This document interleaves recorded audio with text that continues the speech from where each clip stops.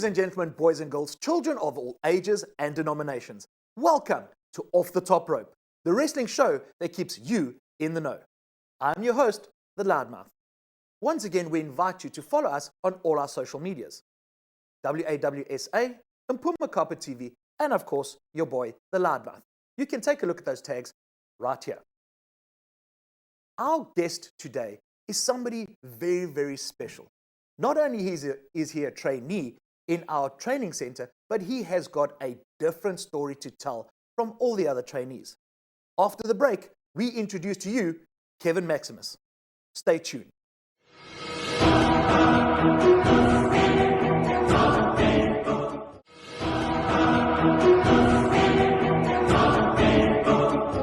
Welcome back. We have got an exciting guest for you. I'm stumbling over my words because his journey is unlike any of the other trainees that we've got in our training center. Introducing to you Kevin Maximus. Kevin, welcome to the show. Thank you for having me. Please, your journey is so diverse from all the other trainees that we have. Please tell us how you got to this point right here. How long do we have? We've got all day. How do we get to this very point? Well, sometimes I actually struggle to process it myself. Right. Because it's a very long story, path filled with ups and downs, very unexpected moments. And to be honest, let's just start it from this year, right?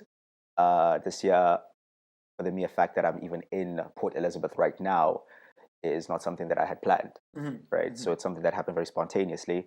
But for me to be able to come back and continue my studies, that's the main reason I got here. And again, very spontaneously, and it's a bit freaky at times. Right. Just taking a walk, I walked past the Splash Festival earlier this year and just got there and I was like, is that wrestling? Okay. And I was like, what's happening here? Right. And that happened and stood there, watched. In the front row, was booing you, actually, while there. As people do. Yes. But then literally 4 days later, I ran into Tristan and I'm like, hey, are you DJ Trummer, right? And then he's like, yeah, and then we just have a brief conversation, introduce myself, and then he takes my number, and then a few months later, here we are. But the journey before that involves me being in Canada at a point, living there for a bit, studying there, exploring my wrestling options. But professional wrestling for me has been something I've always wanted to do. Right. And yeah, like to a point where some of my first memories in life revolve around it. Okay. Now, we were talking about heritage when we first met and things like that. Your dad is Dominican. And your mom is? South African. She is specifically Sotho. Okay. So yeah. The Dominican side of your family. Yes. Do you obviously are you in touch with that with those roots with that part of the family? I am not as frequently in touch as I probably should be. Right. I only like a few years ago actually discovered that side of my life. Right. So went there for the first time like 3 years ago, and yeah, I do have family that side, but I'm not in close contact with them. Right. And then your family this side, how did they react to you saying, I want to be a pro wrestler? Well, here's the thing. So pro wrestling, firstly, I got introduced into that through my grandmother. Okay. Right. And she would just play it, and it was like a thing where, okay, do not try this at home. But then, you always have that pillow or whatever that you do the thing with. And I'm sure we've all been there. Yeah. Right. And that was like, okay, this is what I want to do, right? From the age of like 3. This is what I want to do. And the whole thing where you go in the first grade and you have to go and present and be like, what do you want to do when you grow up? Right. I remember having an argument with both my grandmother and my mother. They were like, you're not going to say that in front of the class. Like, you're not going to do that, right? Yeah. And for them, it has always been a thing of, it's a phase. He'll grow out of it. Right. It's a phase. He'll grow out of it. He'll mature, stuff like that. And I got to a point where I was starting to accept that maybe it was not going to be possible. Right. Because firstly, I didn't have the support to expose me to that environment, to get me into a school, to help me find these things, because of course I don't know anything of where do I even start. Right. Exactly. But along that path, I just was always into sports, and up until this very point, it's always been a case of be ready when that opportunity comes around, so that you don't have to get ready. Yeah. Yeah. Okay. Now, when you train, you actually make me physically ill because it took me so long to get into professional wrestling, and you got it almost instantly. Did that surprise you that it comes so naturally to you? No, honestly, because I've heard a couple of the guys mention talent multiple times, and I appreciate where that comes from. Right. It's a compliment. But I believe it's more hard work. Okay. I believe it's more preparation, because I've been training for this. Right. Although I was not a professional wrestler up until now, I've been training, I've been learning. I'm always listening to podcasts from older pro wrestlers, looking at training, what to do, what not to do, how I can apply it, asking you guys all kinds of questions. I'm sure like I annoy you at a point because of the amount of questions I'm always asking. Because how do you do this right? How do you do this better? And stuff. But maybe there is a bit of talent there, but I think for me to be able to perform at the level I am, there's a lot of hard work behind it as well. Right. And they will be moving forward. Okay. Now, you mentioned the fact that you're a student of the game. You've watched a lot of wrestling and you look at a lot of podcasts. Well, let's put it this way. Who was the first wrestler that got your attention with their presence and their in-ring work? Okay, so that will require me to give you two different wrestlers. Right? One for the presence and one for the in-ring work. Right. Starting off with the in-ring work, for me, because of the era I grew up in and the wrestling I was watching in the early 2000s, Kurt Angle really stood out to me. Okay. Just because of his intensity, and even as a kid, I was like, okay, this is different. Like, this is not like the other guys. Right. That stood out to me. In terms of presence, it may be strange, but I'd say Randy Orton. Okay. Because physically, you wouldn't say he would be that imposing presence at the time. Yeah. Right now he's like crazy. But he's a guy that stood out to me. Brock Lesnar, of course, so these guys really stood out to me. But then later on, in terms of in-ring work, I gravitated more towards guys such as Shawn Michaels. I really like Christian. I really like Christopher Daniels. Right. That's a very underrated wrestler in my opinion. But yeah, these are some of the guys that I've kind of been almost learning from. Right. Now, like with the other guys, from a trainee point of view, I'm going to put a match up here. You haven't seen the match before. And it's a little bit different because it doesn't quite fit within your wheelhouse. But we're going to look at the match. We're going to talk about some points and things like it. We're going to mention a few things in the match that you're going to see from a trainee's point of view that you need to look out for, when you're watching matches. But as a student of the game, you're going to be watching it from a different eye because you're going to be watching it as a wrestling student and as a wrestling aficionado. Okay. So after the break, we're going to queue up one of the WWP matches. We're going to have Kevin take a look at it. We're going to look at it ourselves because I haven't seen it myself. And then we're going to take a look at plot points. We're going to take a look at match type, and we're going to look at tempo and things like that. Stay with us, and after the break, you'll see the match too.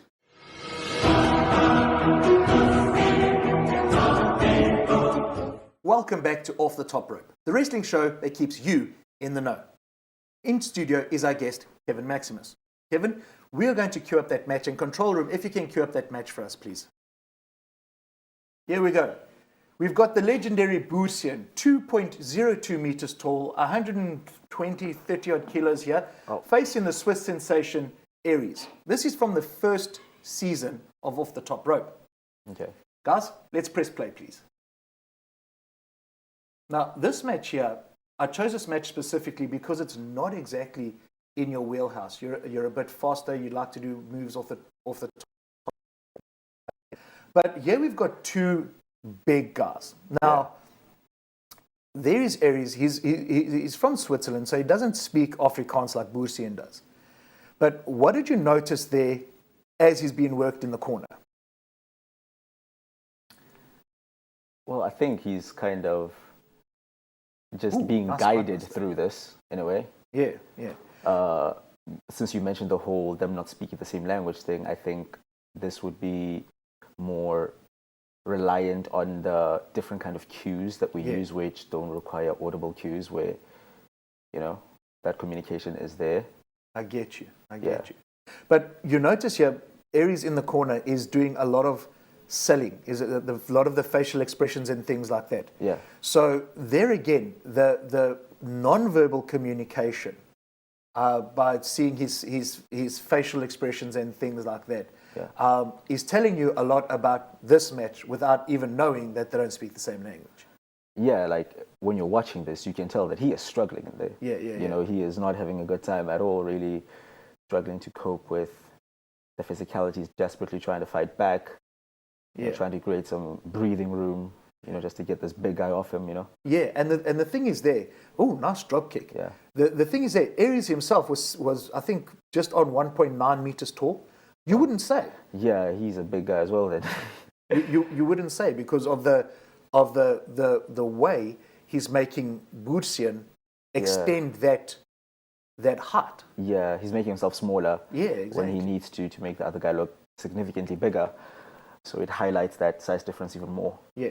Now you've mentioned to me during our training sessions about face versus heel and that type of thing. Now, in this here, would you say Bursian is the face or the heel? I'd say it's the face. You'd say he's the face. I'd say it's the face. Is that just from the name himself, or has it been something because his moves in the beginning weren't? Yeah, they're not good face. guy heels. Yeah, they're not, because he's kind of choking the guy in the ropes, which he should not be doing, and stuff like that. But he seems like the face because this guy is playing more towards the crowd. You know, he's showing off that, like, you know, look at me, look at what I'm doing to him. You know, the facial reactions and stuff. And to be fair to the guy that's on the ground, he is looking vulnerable. Like when he's on the ground, he looks like he's like, I really need the crowd to get behind me here to help me out, to try to get back into this fight and stuff. Now, if there is one thing in your wrestling journey that does need a bit of work from my point of view, and everything else is so crisp, is that crowd interaction type of vibe. You know, and it's difficult for you because we're training you to be face and heel. You know, we're training you to do face moves, we're training you to do heel moves. So looking at the facial expressions and how Aries is directing the ref and directing the crowd there. Yeah. You know, that's something that a lot of guys nowadays are missing. Yeah. I like how he's taking his time between the moves as well. Yeah. Where he is interacting with the crowd, giving a time for them to react, giving a time for them to process what's happening. You know, it's not just quickly rushing through moves. You know, it's not just moves for no reason. You know, it's slower, it's methodical. You know, there's that ominous feeling behind everything he's doing. So, yeah. Yeah. Now, he's choking him out with the belt there. Why isn't the referee called for a disqualification? I don't know, honestly. Is this just a normal match? It's a normal match. A normal match. Aries not known for his high-flying ability there. Oh, yeah, that one was rough. Would you take that? Well, if I have to. You know. only if the guy actually lands. Yeah. Properly. Yeah. I mean, and if it means something, I think that's one thing. Moves should actually mean something. Don't just do moves for the sake of doing moves. Yeah. Well, that's something in a lot of the other interviews that I've done with trainees. Yeah. Is looking at the moves to make the moves matter. Yeah. Now, obviously, it's time for the comeback. Aries has missed that swanton bomb. Yeah. Now, if he had hit that, a guy 110, 115 kilograms coming off the road, it wouldn't be done. Yeah. Would you take it? Again, I'm not willing to rule out anything, you know. So I understand the business that I'm in right here. So you know. Yeah. Now Bursian is firing back there, but it's a not a flashy white meat baby. Yeah, come on, let's go kind of thing. It's a very subtle comeback from Bursian here. So is he a guy that can also do face and heel? Because that's what I'm getting from this. Now Bursian was one of those performers where the nicest guy outside of the ring, but inside the ring, he had that propensity that if he got angry with you, he would absolutely take your head off. Yeah. Would take your head off. I remember wrestling him in Klagstorp. Nice sit-out powerbomb there. Yeah. Nice move from a big guy. Where he got angry in the ring, man, and he just murdered the one guy. He just murdered the one guy. Yeah. We were wrestling and there was bales of hay around there, and he took the guy and gave him a power bomb through the bale of hay, and the bale of hay didn't protect him for nothing, man. It just exploded. It was just grass everywhere. It was funny as hell. But watching big guys move in the ring. Now we're lucky because only Starman is on the smaller side. All of the guys are of a bigger ilk. They tend to be a little bit bigger. So we're lucky here that we get to work with guys our size. And now Boersen, as you can see now, it's that subtle workup. Now he's working the crowd there, but it's not that flashy flare up type of thing. It's a very subtle thing. But he was wildly popular with everybody because he's such a nice guy. Oh yeah. Yeah. There we go. Cheat move there. Feet on the rope, double rope. Ref doesn't see it. 1, 2, 3. That's Perfect. some questionable refereeing, but hey. Got away with it. Well, as you can see, we've highlighted there the feet on the rope. In my opinion, the ref should have been more on the shoulders. Not more on the shoulders, but more towards the far side of the ring there, so he wouldn't see the feet on. Right there, he can see the feet on. Yeah. And that's positioning there. So from a bad guy's point of view, a heel's point of view, he's doing the right thing. But from a referee point of view, I think he's a bit out of position there, if you don't mind me saying so. Yeah. But these Thunderstruck tapings were just very much gaining traction. It was a new thing on terrestrial television and things like that, and the crowd response was absolutely amazing. Yeah. Now, Kevin Maximus gets a chance to be on a show like Thunderstruck. Obviously, you have a game plan about what you want to do and how you want to go about it and things like that. Yeah. We are training you to do both. Ideally, what character would you like to portray to the people? In terms of either face or heel? Or... In terms of your character. I think it's actually something I've been questioning myself about a lot, right? Because I enjoy being out of my comfort zone. Right. I enjoy being pushed to stuff where I even doubt, am I going to be able to do this or not? Right. Right. Now, I think being a heel would come more naturally to me. Mm-hmm. I think it would be easier to me, but not easy in a way that everybody does it. I think everybody does the whole heel thing a very similar way. Right. Although it would come easier for me, I think I'd do it in a very different way. Right. I'd be more smarter about it, try to be original about it. Right. So I would want the challenge of being a face. Okay. I think that would be challenging. I don't know if when you look at me, you see face. Mm-hmm. I don't know if that's the thing, but that would add that extra layer of challenge of like, okay, how can I convince these people to like me? How can I put myself in a vulnerable situation for them to want to cheer for me? Yeah. And for them to feel like I need them in a match where I'm beat down and I need the crowd behind me to get back into the fight. Okay. After the break, ladies and gentlemen, we are going to be talking more with Kevin Maximus, and we have a nice surprise for him. Stay tuned.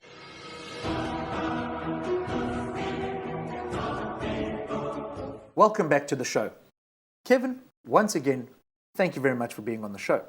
We've got a video here from somebody there that I managed to get to further you along on your journey, to give you a bit of encouragement. Control room, can we cue up the video, please?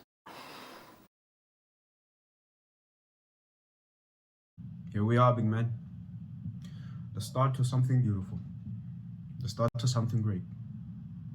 For years, I've watched you push and pull for a wrestling career. And now here we are.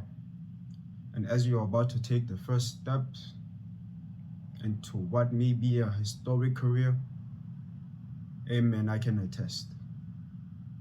I've watched you. Nothing but a little kid in the backyard on nothing but a mattress, pushing and pulling for a wrestling career. I've watched you form a way of life where you were surrounded by nothing but wrestling. From the little kid who had the replica belts, who had the wrestling video games, I can say, you've earned this, my friend. And I could see how your eyes always lit up with every pay-per-view event we'd watched. And now here we are. The dream is coming to life. I'm proud of you, brother. Just remember, don't get lazy. We're not here to participate. We're here to take over. Now, when you look at that message, first of all, who's the message from? That's my friend David. Okay. Now, on your wrestling journey, it's very important to have people to support you. And I see you got a little bit emotional there. Yeah. How does that type of message inspire you to be better in the ring? It inspires me because it reminds me that I'm not just doing this for myself. Right. There are a lot of people that are depending on me in making this work, right? And it's not them putting the pressure on me, but it's me putting the pressure on myself. It's me being like, I don't want to disappoint people. Right. You know, people especially that have seen the origins of this before even WAW. So it's just a reminder that, like, okay, although you are intrinsically motivated, there are still people out there that do rely on you for this. I get you. Now, you haven't had your match in front of a crowd yet, because I mean your wrestling journey is still quite new. Yeah. Ideally, who would you like to be facing when you have that first match? My first match, ideally, it'll probably be you, actually. Oh, okay. Besides me, everybody says me because obviously I'm the old dog, and apparently old dogs need to be put out behind the shed and shot. You know, No, I heard that wouldn't be from my somewhere. reason. That wouldn't be my reason. Yeah, It yeah. would be because even in training, I am put in more difficult situations when I'm in the ring with you, Right.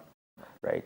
And again, it's that thing of I want to put myself in uncomfortable situations. I want Right. to see if I can match your experience in the ring and see if, you know, I can hang with some of the best, and, you know, just to know where I lay, you know, within this, I guess, food chain in a way. Right. So you're how old now? I'm 24 years old. You're 24 years old. Okay. Now, we add 16 years to your wrestling experience now, which will make you 40 years old. All right. Which is probably half the age to where I am right now. But when you are 40, what do you want people to think of when they saw you wrestle when you were 20 or 30? So when I'm 40, what do I want them to think of about the past wrestling I've done? About what your legacy is. Oh, I hope that by the time I'm 40, I'm still going, right? And I want it to be undoubtable that I'm the best. Right. That's my legacy. Okay. I want it to not be a question, not to be, you know, disputed. I want to put in as much work and to have as much tangible results and proof that I actually am the best. Right. Okay.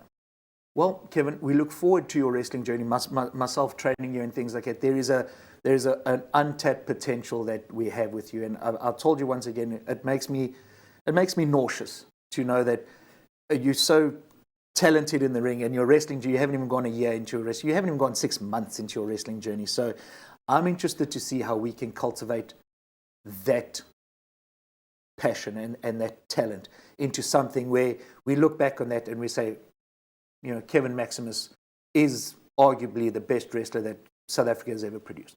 So I look forward to being on that journey, and I look forward to having you on that journey with us. Yeah, thank you for that. And I just want to thank everybody who has been on this journey with me so far, and I hope you guys will stay on this journey with me moving forward. There we go. Ladies and gentlemen, for Kevin Maximus and myself, the Loudmouth, thank you very much for being with us. Loudmouth presents Off the Top Rope. Uncensored, uncut, and raw. See you soon.